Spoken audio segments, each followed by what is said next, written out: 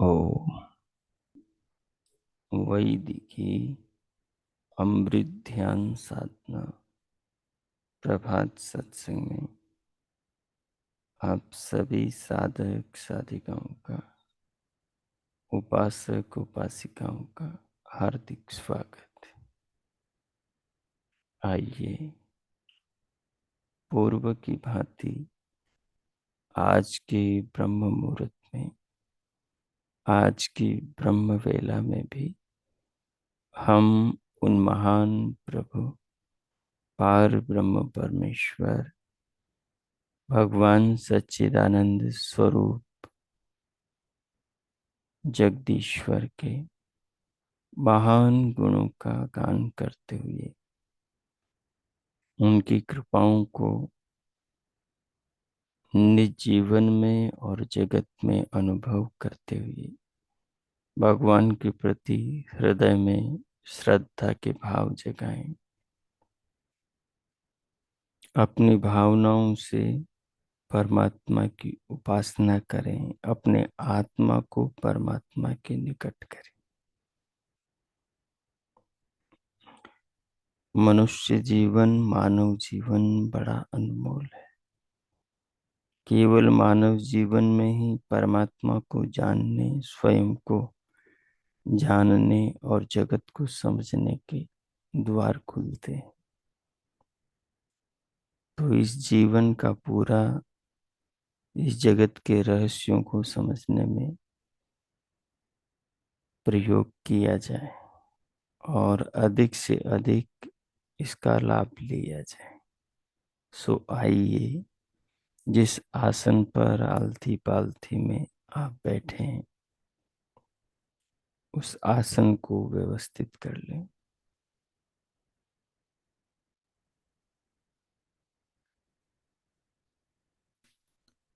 कमर, पीठ और गर्दन को सीधा रखें, सहज रखें।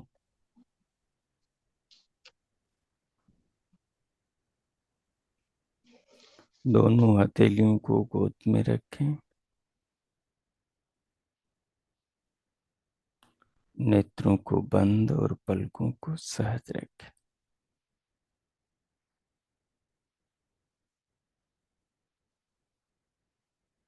तदुपरांत पूरे शरीर को अनुभव करें।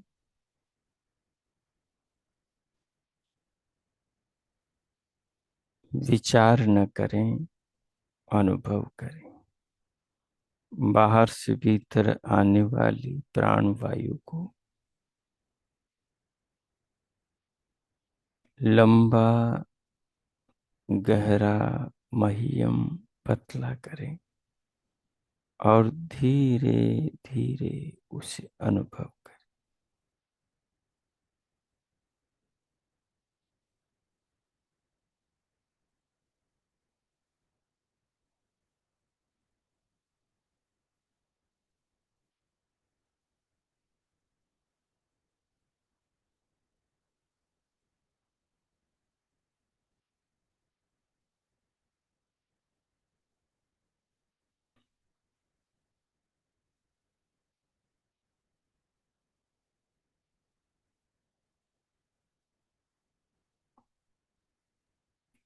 महीयम पतला करते हुए, भीतर लेते हुए, अनुभव करते हुए, साथ ही साथ दिव्य नाद को सुने, दिव्य प्रकाश को देखें और श्वास लेते हुए पूरे शरीर को अनुभव करें। यह अनुभूति ही आपको ध्यान की ओर, आत्मा परमात्मा की ओर, अनुभूतियों की गहराई की ओर लेकर जाने वाली है।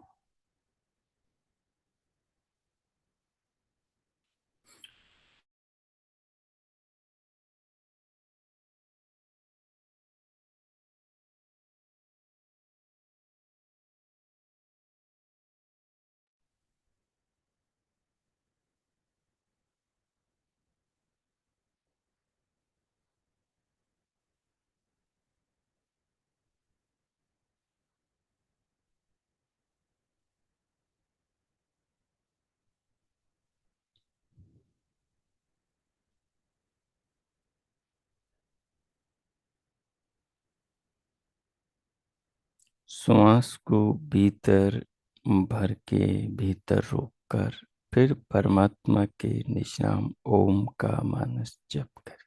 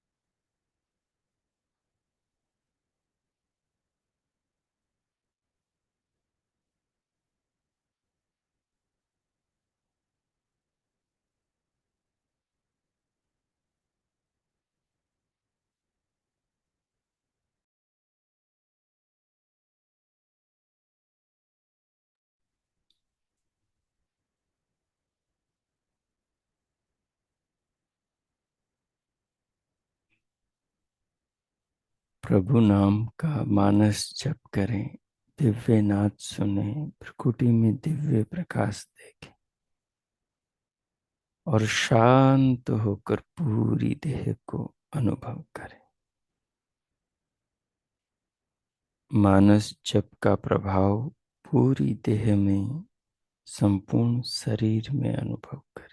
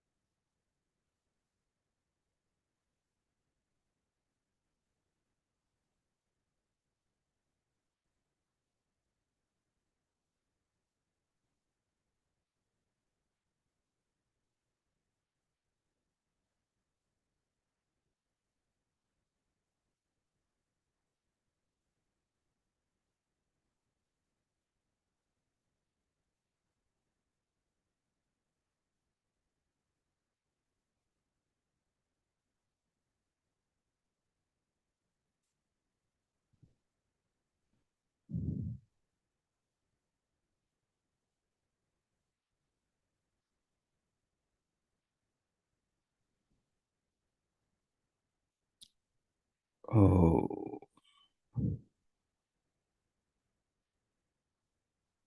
इस प्रकार प्रभु नाम का मानस जप करते हुए, दिव्य नाद सुनते हुए, दिव्य प्रकाश देखते हुए, पूरे शरीर में मानस जप का प्रभाव अनुभव करते हुए अब भगवान के प्रति स्वयं में भीतर श्रद्धा, कृतज्ञता, आदर अनुभव करें।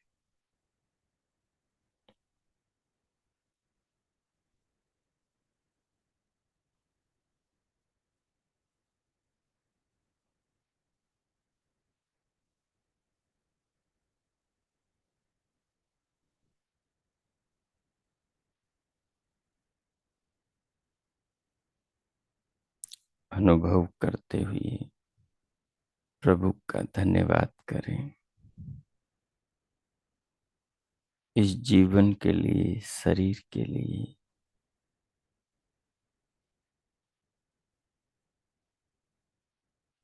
प्राण वायु के लिए, अंग प्रत्यंगों के लिए, ज्ञानेंद्रियों, कर्मेंद्रियों, अंतःकरण, बहिष्करणों के लिए प्रभु का धन्यवाद करें।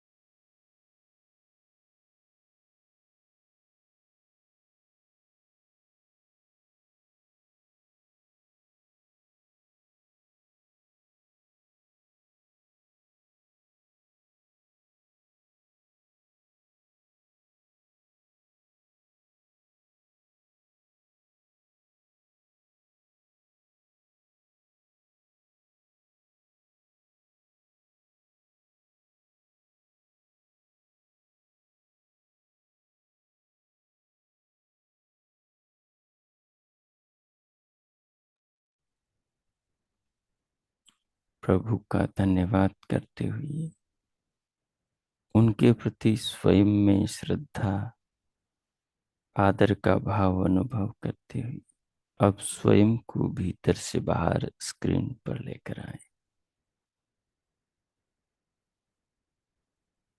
और इन भावों से स्वयं को ओतप्रोत रखें।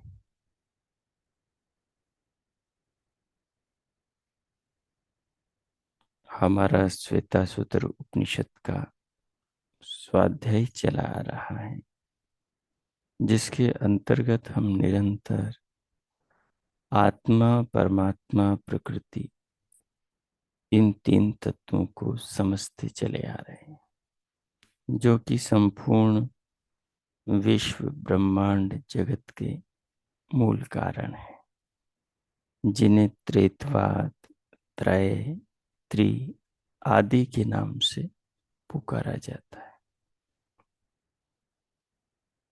जिनमें पीछे हम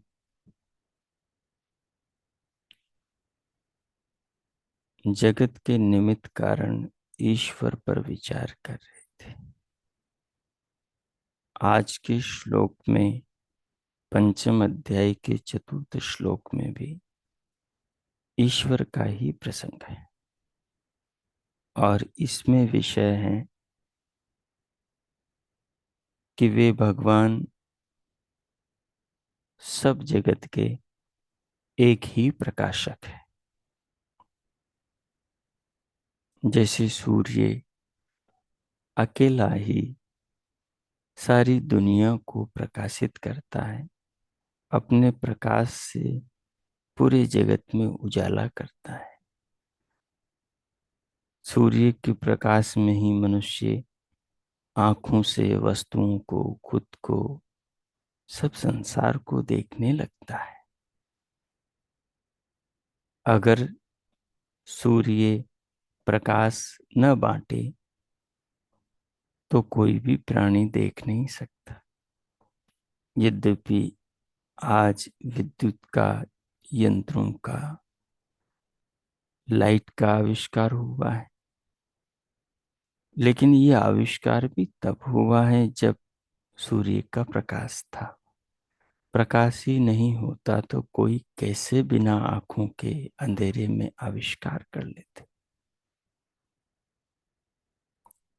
तो अंत तो गत्वा, जैसे सूर्य अकेला ही अपने प्रकाश से पूरे जगत को, पूरे पृथ्वी लोक को प्रकाशित करते हैं, वैसे ही परमात्मा अकेले ही इस सारे विश्व का, इसके मूल उपादान कारण प्रकृति से इतना अद्भुत विचित्र निर्माण करते हैं, जिसके अंतर्गत समस्त सृष्टि और हम मनुष्यों के, अन्य प्राणियों के सब शरीरों की रचना भी आ जाती, उनका पालन पोषण,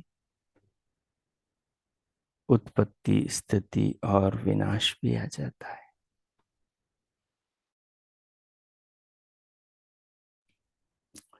यह सब प्रभु अकेले ही करते हैं, इसलिए उनको जगत का, विश्व का निमित्त कारण कहा जाता है।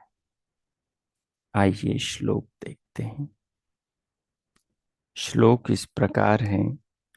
सर्वादिशः ऊर्ध्वम् अधश्च तिर्यक् प्रकाशयन् भ्राजते यत् अनर्वान् एवं स देवो भगवान् वरेण्यो योनि स्वभावान् अधितिष्ठति एकः।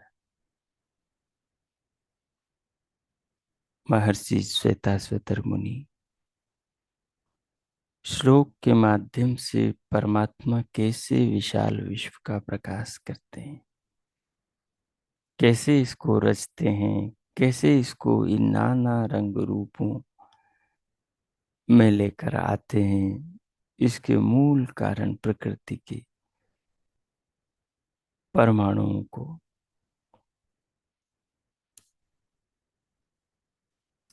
सर्वादिशः ऊर्ध्वम् अधश्च तिर्यक् प्रकाशयन्, कह रहे हैं यत उ, जैसे कि अनड़वान सूर्य, अनड़वान सूर्य को बोलते हैं। तो ये जो अनड़वान है, सूर्य है, ये सर्वा दिशा, सब दिशाओं, उप दिशाओं को, ऊर्ध्वम अध तिर्यक, ऊपर नीचे इधर उधर सब और, प्रकाशयन भ्राजते, सुप्रकाशित करता हुआ, चमकता है, सबको प्रकाशित करता हुआ चमकता है। एवं उसी प्रकार सवरेण्य, वह वर्ण करने और वर्णन करने योग्य, वह सूर्य या उसी प्रकार वह परमात्मा वर्ण करने और वर्णन करने योग्य है। देव ज्योति स्वरूप भी, योनि स्वभावान, सब उपादान कारणों, जो प्रकृति के स्वभाव उसके पदार्थों में है, करें सब उन पदार्थों, कारणों, परमाणु और उनके स्वभावों को प्रकाशता हुआ, प्रकृति के मूल परमाणुओं में जो स्वभाव है, जैसे जल का स्वभाव शीतलता, अग्नि का स्वभाव उष्णता, ये सारी चीजें उन परमाणुओं में ही थी, लेकिन अत्यंत सूक्ष्म रूप में थी। तो परमात्मा उनको जानता है और उनसे क्या क्या बन सकता है, तो उस रीति से फिर उन परमाणुओं से इस विशाल विश्व को बनाता है। जैसे हम जानते हैं कि जल का क्या स्वभाव है, शीतलता देना, शीतल रहना, और तरल द्रव बहना। अग्नि का क्या स्वभाव है? उष्णता देना, और जो भी उसके संपर्क में आए उसको जलाकर भस्म करना या शुद्ध करना और ऊपर उठना। तो सब परमाणुओं में अपना स्वभाव है। तो उन स्वभावों को जानकर परमात्मा उनसे इन जगत की समस्त वस्तुओं का निर्माण करते। अधितिष्ठति, इन सब को प्रकाशित करता हुआ, पूरे जगत को रचता हुआ, सारे लोकांतरों का निर्माण करता हुआ, निर्माण करके इन सब को धारण करता है। सब प्राणियों का पालन करता है, नाना खाद्य पेय प्राण आदि पदार्थों के द्वारा, और इन सब को धारण करता हुआ, सबका पोषण करता हुआ, सर्वत्र उत्पत्ति स्थिति और विनाश करता हुआ इस पूरे जगत का आधार बना रहता है वो भगवान। सारे विश्व को व्यवस्थित करके संपूर्ण विश्व में अवस्थित रहता है विधाता।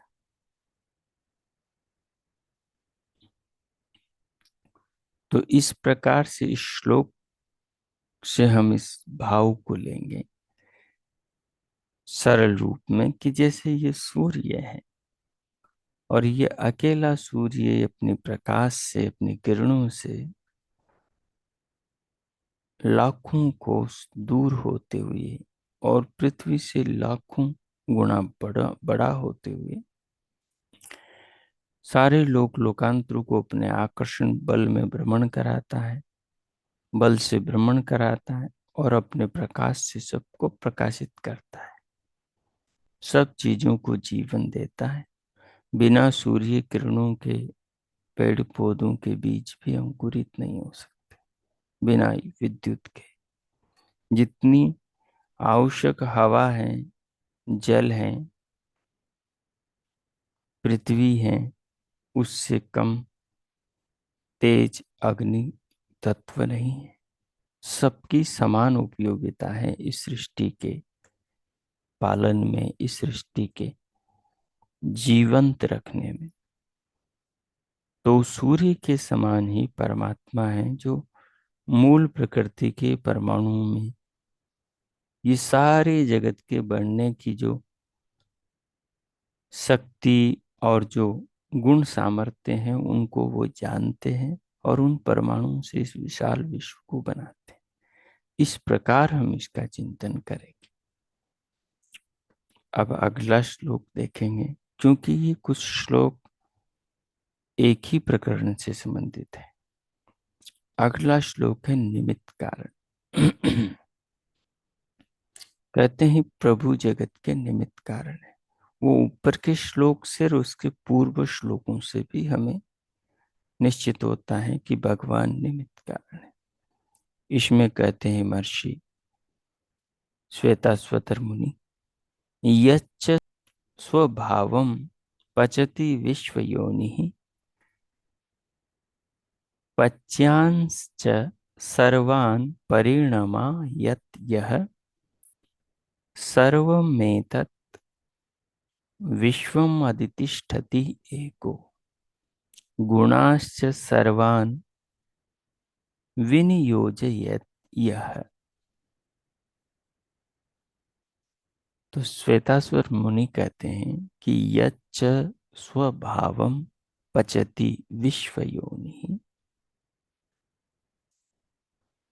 पाच्यांश्च सर्वान् परिणमायत् यः सर्वमेतत् विश्वम् अधितिष्ठति एको गुणाश्च सर्वान् विनियोजयत् यः।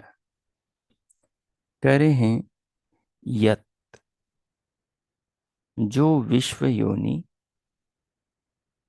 सब उपादान कारण को, सब योनियों को, यहाँ योनि शब्द जो बार बार आता है वो इस सृष्टि के उपादान कारण मूल प्रकृति के लिए, वह मध्यस्थ विकारों के लिए आता है।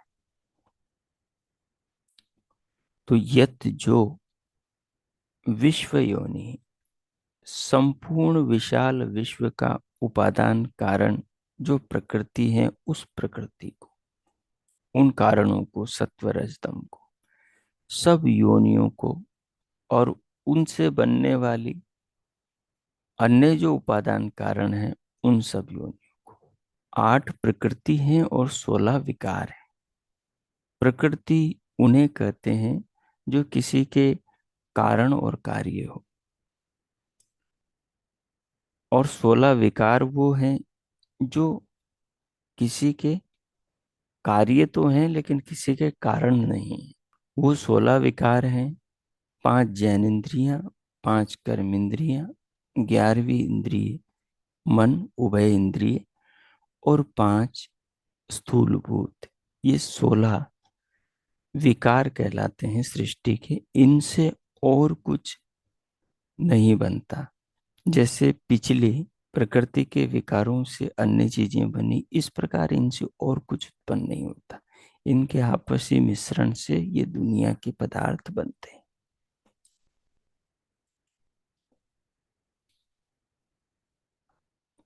और जो 6 प्रकृतियां हैं, उनमें 5 तो सूक्ष्म भूत हैं और एक अहंकार है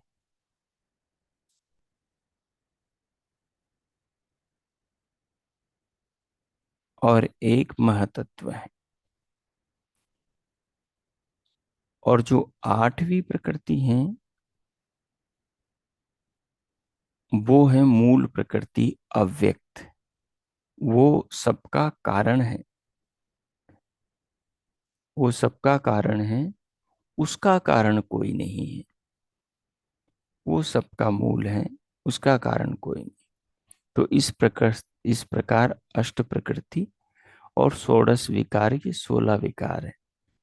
तो ये जो 8 प्रकृतियां हैं, इन 8 प्रकृतियों को 8 योनियां कह सकते हैं। इन्हीं से ये विशाल विश्व उत्पन्न होता है। इन्हीं से प्राणियों के शरीर, उनके शरीरों के भीतर की इंद्रियां, ज्ञानेंद्रियां, कर्मेंद्रियां, अंतकरण, मन, बुद्धि, चित्त, अहंकार, ये सब चीजों का निर्माण होता है। और पंचभूत 5 विकारों से ये सारा जगत विश्व नाना रूपों में परमात्मा के द्वारा रचा जाता है। बाकी जीव के द्वारा, मनुष्य के द्वारा भी बहुत सारी चीजों की रचना होती, अन्य प्राणियों के, पशु पक्षियों के द्वारा भी। मनुष्यों के द्वारा जैसे मकान भवन बनाए जाते हैं, नाना प्रकार के यंत्र, रेलगाड़ी हैं, वायुयान हैं, पानी के जहाज हैं, कंप्यूटर, मोबाइल और पुस्तकें हैं, लोहे की वस्तुएं हैं, सोने चांदी के आभूषण हैं, लकड़ी के कारपेंटर द्वारा बनने वाली चीजें हैं, आदि आदि चीजें, वस्त्र हैं, ये सब चीजें। और इनके साथ साथ में अन्य भी, अन्य प्राणियों के द्वारा कुछ चीजें बनाई जाती। जैसे पशु हैं, तो पशु अपने बच्चों के लिए घोंसला बनाते हैं, पक्षी घोंसला बनाते हैं, और पशु सुरंग बनाते हैं, अपने छिपने और रहने के लिए बनाते हैं। अन्य कुछ पशु जमीन के अंदर गड्ढा करके अपना निवास बनाते हैं। कुछ पक्षी पेड़ों को अंदर कोठर, वहां पर अपना निवास बनाते हैं। तो ये सब जो है, ये मानव सृष्टि है। और बाकी ईश्वर सृष्टि है, मनुष्यों के शरीर हैं, सूर्य, चंद्रमा, पृथ्वी, बाकी लोकांतर, पहाड़, पर्वत, नदियां, ये सब। कुछ नदियां मनुष्य भी बनाते हैं। तो इस प्रकार से ये सब पदार्थ परमात्मा के द्वारा रचना के अंतर्गत आते हैं, और कुछ मनुष्य के द्वारा। आगे देखिए। फिर कहा, और उनके स्वभावान स्वभावों को, प्रकृति के जो घटक हैं, प्रकृति के जो परमाणु हैं, प्रकृति के जो नाना विकार हैं, जिनसे नाना रूप ये सृष्टि दुनिया बनती है, तो उनको, उन स्वभावों को पचती, पकाता है, परिपक्व करता है। च, और यह जो सर्वान सब पाच्यान, पके हुओं को परिणामयत, उनके अंतिम परिणाम तक पहुंचाता है।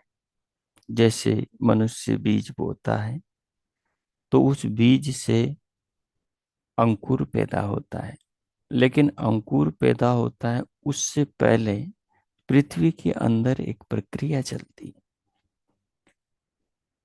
पृथ्वी के अंदर अग्नि भी है, वायु भी है, आकाश भी है, पानी भी है, तो ये सारी चीजें हैं। तो इनके अंदर अग्नि तत्व के द्वारा बाकी चीजें पकती हैं, उसको पाक रस बोलते हैं, और उसी को वो बीज पीता है, और उस बीज के द्वारा उस पाक रस का पान करने से उस बीज का विकास होता है, और उसमें से अंकुर उपजता है, पैदा होता है। और जब अंकुर पैदा होता है तो फिर वो अंकुर भूमि से ही रस का पान करता है। जैसे छोटा सा बच्चा जन्म लेता है तो माता के स्तन से दूध पीता है, और उससे उसके शरीर का विकास होता है। वैसे ही बीज भूमि माता से, पृथ्वी माता से रस का पान करता है। वो बीज का वही दूध है जो पृथ्वी के अंदर पाक रस, पृथ्वी के अंदर की शक्तियां बना रही है। यानी वायु, अग्नि, जल, पृथ्वी, ये सारी मिलकर जो शक्तियां मिलकर जो पाक रस बना रही है बीज के लिए, वो उसी दुग्धामृत का पान करता है।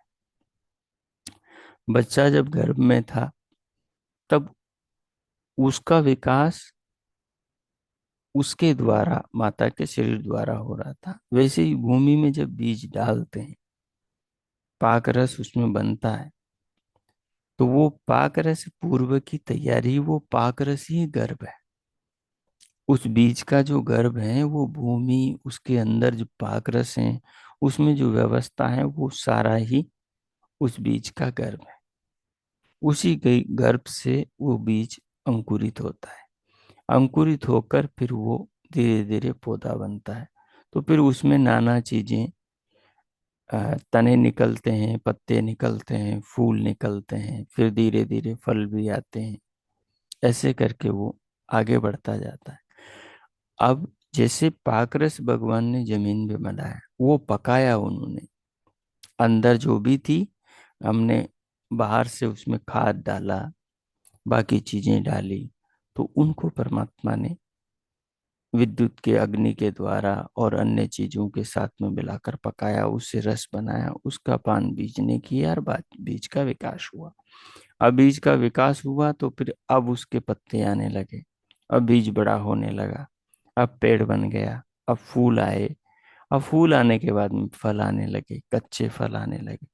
तो फिर उन कच्चे फलों को भी परमात्मा पकाता है, पकाता है। पकाने के बाद जब फल पक जाता है तो वो डाल से अपने आप अलग हो जाता है। तो इसी बात को इसी ढंग से कहा गया है। अब इसको सर्वत्र हम घटा लेंगे।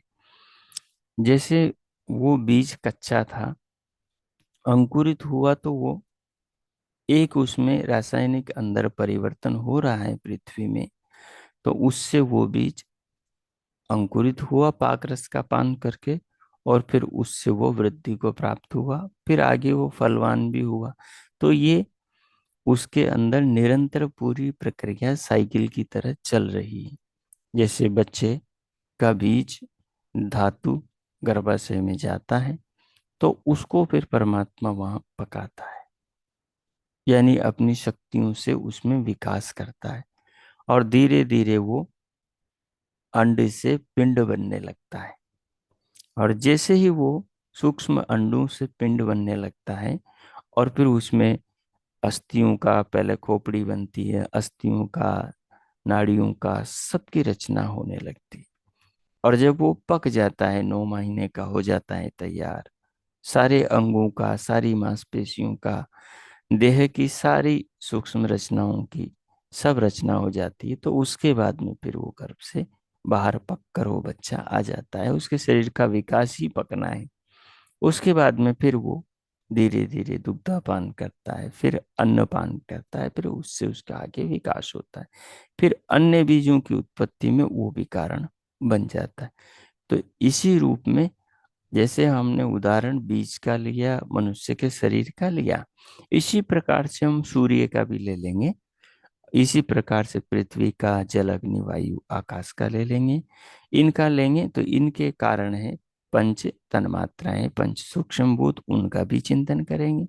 उनका कारण अहंकार है, अहंकार का कारण करें उसका चिंतन। अहंकार महतत्व से बना है, उसका चिंतन करेंगे। और महतत्व भी प्रकृति के सत्व रजतम से बना है, उसका चिंतन करेंगे। ठीक है। सत्व रजतम से महतत्व बना, महतत्व से चित्त बना है, जो मनुष्य के अंदर सारे ज्ञान विज्ञान को संग्रह रखता है। जैसे मोबाइल में चिप रहती है, मेमोरी कार्ड, वैसे लैपटॉप में हार्ड डिस्क रहती है, या हार्ड डिस्क वैसे होती है वैसे। तो ये सब चीजें इसी रूप में परमात्मा इनको पकाता है, इनका विकास करता है, निर्माण कराता है, इन चीजों को आगे बढ़ाता है। तो कहा अंतिम परिणाम तक परमात्मा पहुंचा देता है। अंतिम परिणाम क्या है? अंतिम परिणाम है फल का वृक्ष के आ जाना, पक कर गिर जाना। ये अंतिम परिणाम है। ठीक है। अब वो जीवन भर फल देता रहेगा पेड़, और अंत में वो भी पक जाएगा, सूख जाएगा, उसकी भी चेतना वृक्ष बाहर निकले कि चला जाएगा। अब उसके बाद में शरीर का अंतिम परिणाम क्या होगा? लकड़ी का अंतिम परिणाम क्या होगा? अग्नि होगी, या उसकी नाना वस्तुएं होगी। ऐसा मनुष्य के शरीर का अंतिम परिणाम क्या होता है? मृत्यु के बाद में अग्नि होती है, वापस अग्नि के मुंह से ये पंचभूतों में वितरित हो जाता है। जिधर से परमाणु आए उधर ही इसके वापस कण चले जाते। तो और यह जो सर्वान गुणान, सब गुणों को, सत्व रज तम, सत्व गुण, रजोगुण, तमोगुण को विनियोजयत, यानी कार्यकलापों में विनियोजित करता है, यानी इनका सुनियोजन करता है, सुनियोजन करता है। और विनियोजयत, कार्यकलापों में विनियोजित, विनियोजित करता हुआ, एतत् सर्वम विश्वम, इस संपूर्ण विश्व को अधितिष्ठति, अपने अधिकार में रखता है, इसको संचालित करता है, इसको धारण करता है। ये सारा काम करने वाला एक एवं वो एक ही परमेश्वर है, जिसका पंचम अध्याय में शुरू से ही वर्णन आ रहा है। निमित्त कारण के रूप में, जगत के अधिष्ठाता के रूप में, जगत के स्वामी के रूप में। तो ये 2 श्लोक अभी हमने पढ़े, इनके पदार्थ पर विचार किया। अब इनका आप ध्यानस्थ होकर अगले 10 मिनट तक चिंतन करेंगे। तो मैं पहले श्लोक पर चलता हूँ, और बाकी दोनों सरल हैं। अब इसका भाव बनाकर आप ध्यानमय चिंतन करें। बीच बीच में प्रभु के नाम का मानस जप करते रहें, और सृष्टि के आरंभ से सृष्टि निर्माण तक कैसे क्या क्या होता है, और कैसे वस्तुएं बीज से अंकुरित होती हैं, कैसे क्या क्या होता है, इसका शांति से, सूर्य कैसे अकेला ही सब वस्तुओं को प्रकाशित करता है, पूरे सौर परिवार के घटकों को, बाकी पृथ्वी, सूर्य, पृथ्वी, चंद्रमा, बुध, बृहस्पति, मंगल, शुक्र, अरुण, वरुण आदि सबको कैसे अपने आकर्षण में बांध के चलाता है, इन सब बिंदुओं पर आप सहज भाव से ध्यान में चिंतन करें। ओम। कीजिए।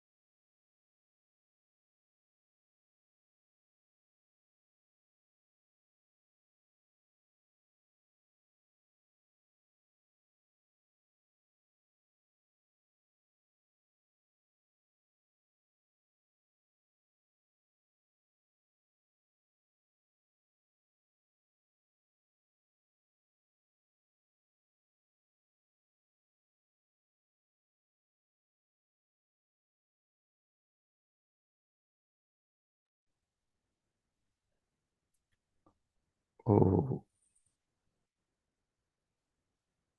हो।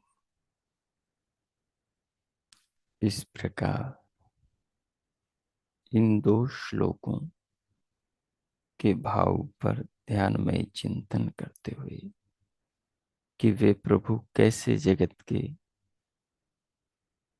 निमित्त कारण हैं, जगत रचना की मूल आधार हैं, कैसे उन्होंने विशाल विश्व को, जगत के सभी नियमों को, व्यवस्थाओं को धारण कर रखा है,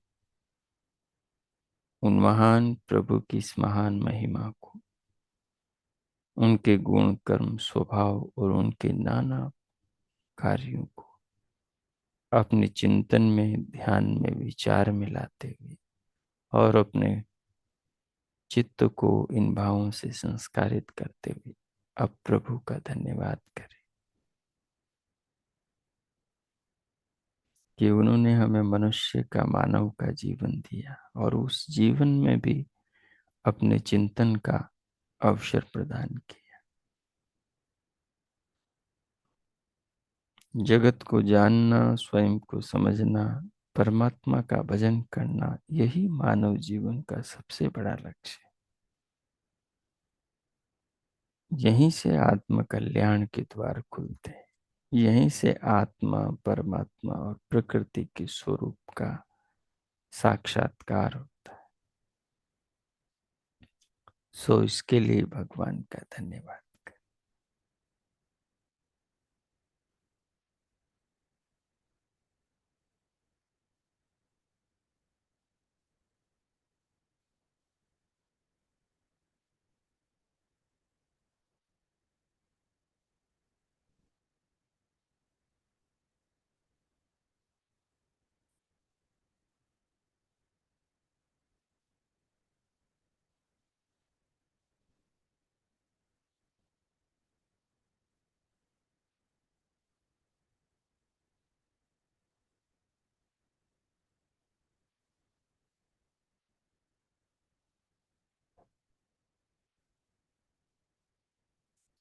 हो इस प्रकार प्रभु का धन्यवाद करते हुए अब स्वयं को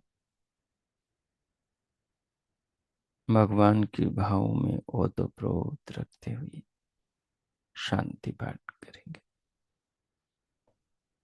ओम। ओम।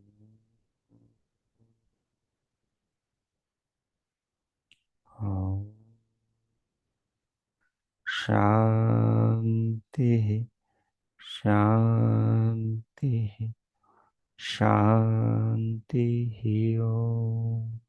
ओ आज का आप सबका दिन शुभ हो, मंगलमय हो।